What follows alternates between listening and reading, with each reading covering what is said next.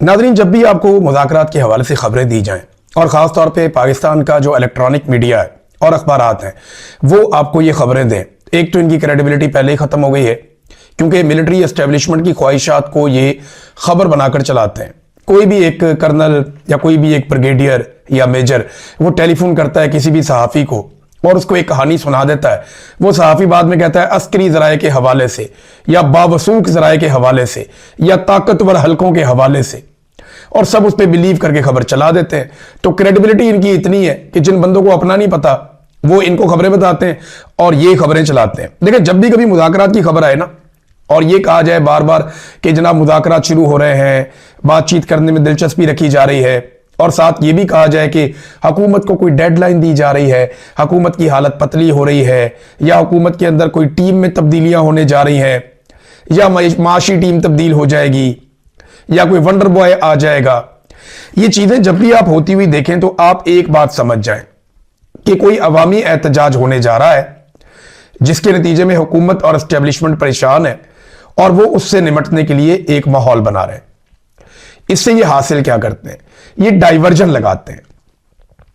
आप जब कभी कहीं सड़क पे जा रहे होते हैं ना तो अचानक एक बोर्ड आ जाता है डाइवर्जन, और वो बताता है कि जी आगे काम चल रहा है, आप इधर से मुड़ के चले जाएं।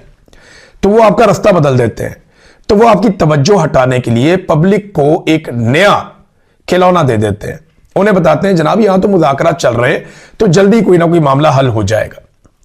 कभी उन्हें बताते हैं कि हुकूमत तो वैसे ही मुश्किल में आ गई, ये तो पीपल्स पार्टी और पीएमएलएन की लड़ाई शुरू हो गई है, या पीपल्स पार्टी पीएमएलएन और एस्टेब्लिशमेंट की लड़ाई शुरू हो गई है, लिहाजा हमें जोर लगाने की कोई जरूरत नहीं है। तो पब्लिक को इस किस्म का ये छनकना देते हैं बजाने के लिए, और लोग दो चार मरतबा, मैं मादरत के साथ कहूंगा, दो चार मरतबा इनके झांसे में आए भी हैं। लेकिन अब आप इनको सुने तो आप फौरी तौर पे जब भी कोई तहरीक चल रही हो या मोमेंटम बन रहा हो या लोग मोबिलाइज हो रहे हो तो उस वक्त अगर इस तरह की बातें हैं तो आप फौरन समझ जाएं कि धोखा देने की तैयारी की जा रही। जो असल प्लान है वो पूरे पाकिस्तान को बंद करने का है और 8 फरवरी को उसका पहला इम्तिहान है। पाकिस्तान तहरीक इंसाफ ने इस हवाले से एक मोमेंटम गेन करना शुरू कर दिया है। अब मैं ये कह सकता हूं कि मोमेंटम वहां पहुंच गया जहां पे अली अमीन गंडापुर साहब ने सरेंडर किया था, यानी मामला वहां तक पहुंच गया। अब उतनी बड़ी तादाद में लोग दोबारा मोबिलाइज हो चुके हैं। अब इस तादाद को बढ़ाना है, इसको दुगना करना है। क्या ये जो मौजूदा टीम है वो कर पाएगी? वो तो बहुत एनर्जेटिक है, नौजवान है, वो रोजाना कोई ना कोई एक्टिविटी करते हैं। ना सिर्फ उन्होंने सूबे की परफॉर्मेंस से साबित किया कि वो बाकी सूबों से बेहतर परफॉर्म कर रहे हैं, बल्कि साथ ही साथ उन्होंने अपनी सियासी एक्टिविटीज को भी कई गुना तक बढ़ाया और बड़ा शानदार उन्होंने काम करके दिखाया।